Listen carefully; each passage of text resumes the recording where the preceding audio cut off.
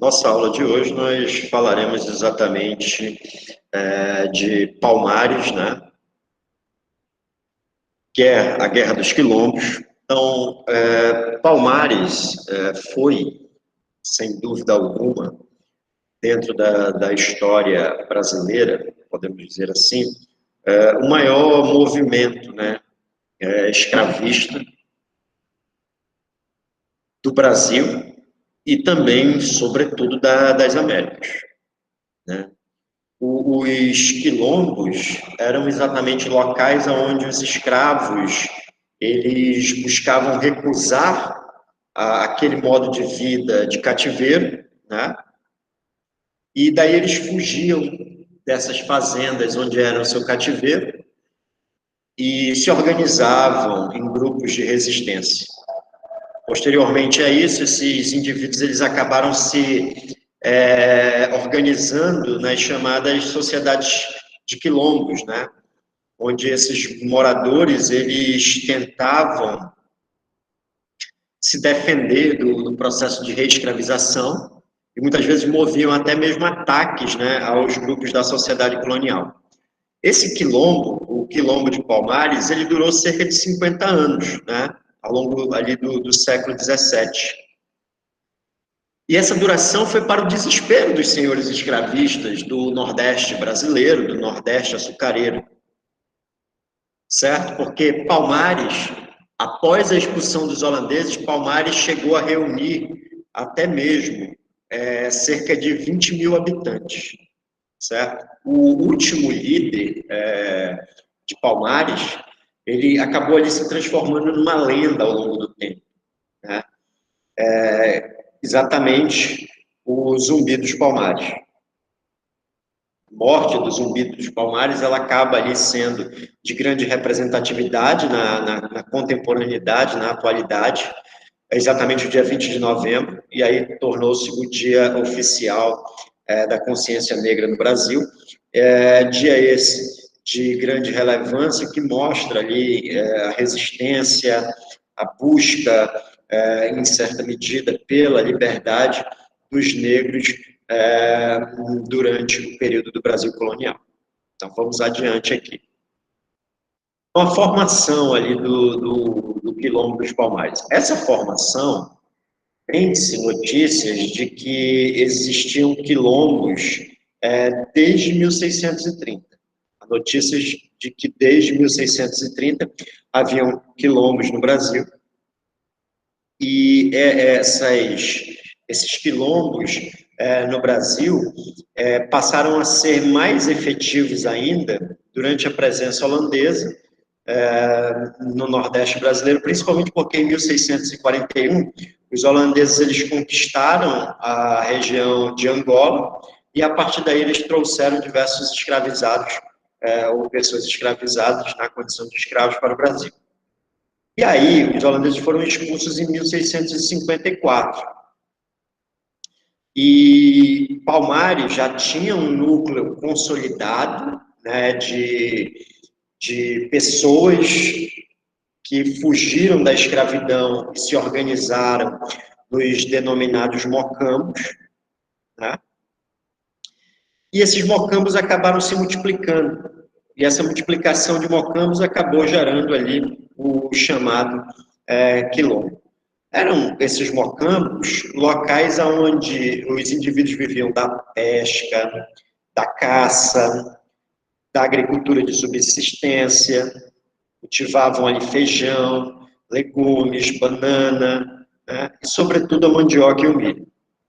Com o passar do tempo, esses locais eles passaram a ser somente de subsistência e passaram a se tornar locais que forneciam gêneros alimentícios até mesmo para as comunidades locais, mantendo ali uma relação muito próxima com esses locais, certo?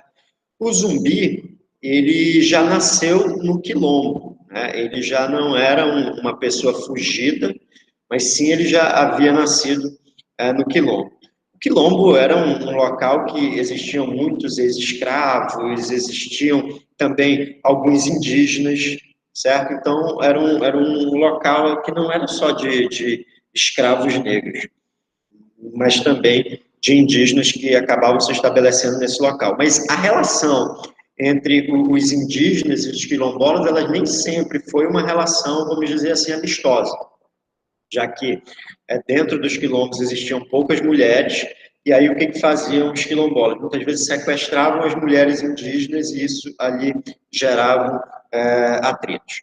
Essa palavra quilombo, né, ela é uma palavra da língua banta, né, que é falada, perdão, em Angola. Essa palavra significa fortaleza ou acampamento. Os portugueses utilizavam essa palavra quilombo para designar exatamente as comunidades de escravos africanos que se organizavam fugidos no Brasil colonial. Tá? Essa sociedade palmarista. Palmares, a região de Palmares, né, a região do denominado quilombo de Palmares, ela tinha pelo menos 20 mocambos, certo? Esses 20 mocambos, eles tinham quase 1000 casas. E aí existiram diversos quilombos com os mais variados nomes, mocambos, perdão, com os mais variados nomes, como Macaco, Ozenga, Pupira, Oiteiro, Gonzo, Graça, Tambragança, Quiloanjo, Pedro Carapá, Samaro, Tabocas Grande, Andalaquituxe, Una e Acotirene. Então, eram alguns nomes. Então, pelas denominações, nós podemos ver que esses mocambos eles são de origens diversas, com nomes portugueses, com nomes também indígenas, mas, sobretudo, com nomes africanos. O principal mocambo era exatamente o mocambo do Macaco, que tinha ali cerca de 1.500 casas. E esse era exatamente o centro político da região de Palmares, né, onde morava o rei, que era exatamente o Ganga Zumba. Esse rei, o Ganga Zumba, ele nasceu no Congo, né, ele era filho de uma princesa, de uma importante princesa, que acabou sendo trazido para Pernambuco no ano de 1640. Nesse período ali, Palmares ainda estava se formando, se desenvolvendo. Ele fugiu para o Quilombo, não se sabe exatamente quando ele assumiu o poder central em Palmares, mas acredita-se que foi na década de 1660. Ele era um rei, né, era um chefe militar, né, dos mocambos, da região da Serra da Barriga. Ele tinha pelo menos 3 esposas, né, e ele também tinha muitos filhos, estabelecendo aí uma larga parentela. E essa aqui, né, é um mapa exatamente que estabelece aonde ficava dos mocambos que formavam o quilombo dos Palmares, exatamente na região da Serra da Barriga, ok? Então vamos adiante. Então, assim, existem muitos mistérios sobre se zumbi existiu ou não. O livro Três Zumbis, né, a construção de um herói, estabelece que o zumbi ele era o sobrinho do Ganga Zumba, né, que ainda recém-nascido foi capturado por brancos, que acabou sendo criado pelo padre Antônio Melo, aprendeu a ler e escrever, e na adolescência ele fugiu, voltou para Palmares. Né? Então, essa é uma das histórias.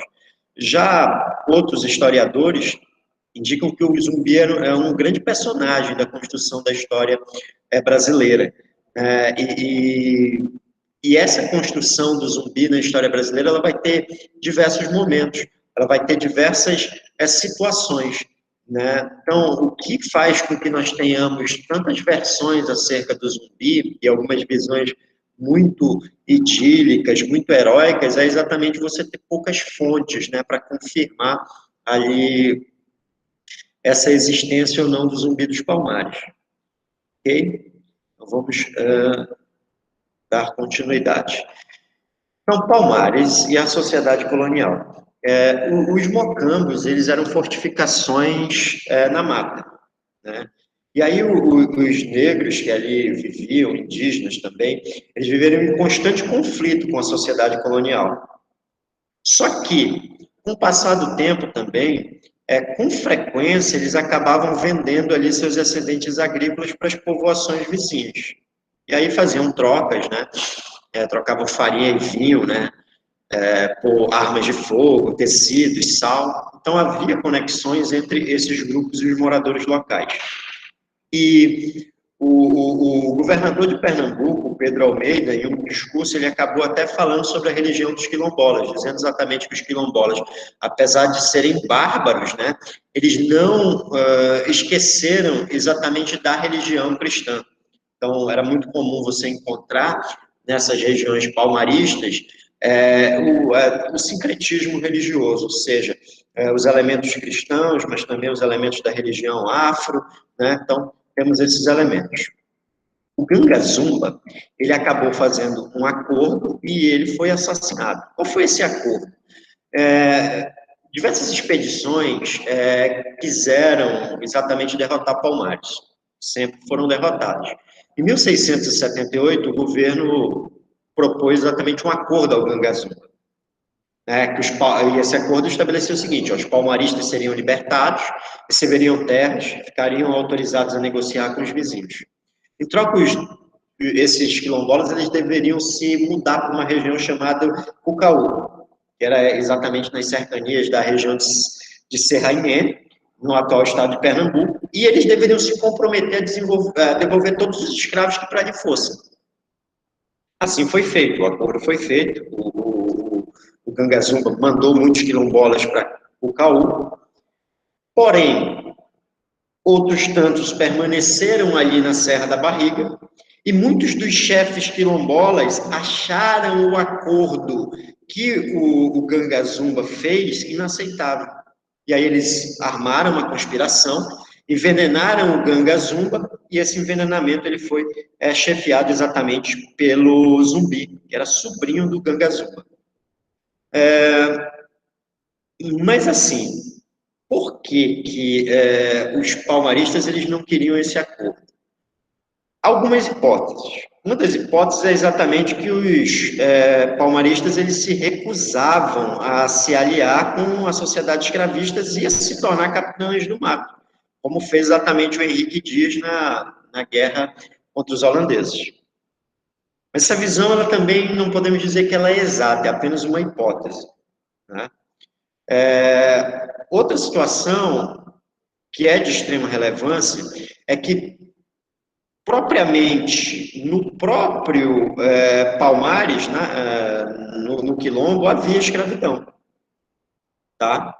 E essa escravidão, o próprio Zumbi tinha escravos, né? Mas a escravidão era uma escravidão doméstica, né? Era uma espécie de criadagem, né?